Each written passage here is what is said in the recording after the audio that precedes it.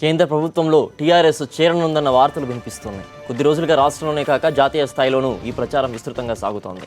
ఇదే సమయంలో ప్రధాని మోదీతో సీఎం కేసీఆర్ భేటీ కావడం ఈ ఊహాగానాలకు బలం చేకూరుస్తోంది. వివిధ రాజకీయ అవసరాలతో పాటు కొత్త రాష్ట్రం అభివృద్ధికి కేంద్రం మద్దతు వెన్నుదన్ను అవసరమన్న విషయం ఆలస్యంగా తెలుసుకున్న కేసీఆర్ ప్రభుత్వం ఆ దిశగా అడుగులు వేస్తున్నట్లు పలువురు విశ్లేషిస్తున్నారు. మరోవైపు తెలంగాణలో బీజేపీ భవిష్యత్ అవసరాలను పరిగణలోకి తీసుకుని అందుకు కేంద్రం కూడా మొగ్గు చూపుతున్నట్లు సమాచారం. మరోవైపు తెలంగాణ మంత్రివర్గంలోకి బీజేపీని చేర్చుకోవడం ద్వారా మైత్రి బంధాన్ని దృఢం చేసుకునే యోచనతో గులాబీ నేతలు ఉన్నారు. హైదరాబాద్కు చెందిన మంత్రుల్లో ఇద్దరిని పార్టీ కార్యకలాపాలకు పరిమితం చేసి ఖాళీ అయ్యే ఆ స్థానాలను బీజేపీ ఎమ్మెల్యేలతో భర్తీ చేయాలన్న వ్యూహంతో ఉన్నారని సమాచారం. బీజేపీ రాష్ట్ర అధ్యక్షుడు కిషన్ రెడ్డి, బీజేపీ ఏఎల్పీ నేత లక్ష్మణ్లను స్థానాలు భర్తీ చేస్తారని ప్రచారం జరుగుతోంది.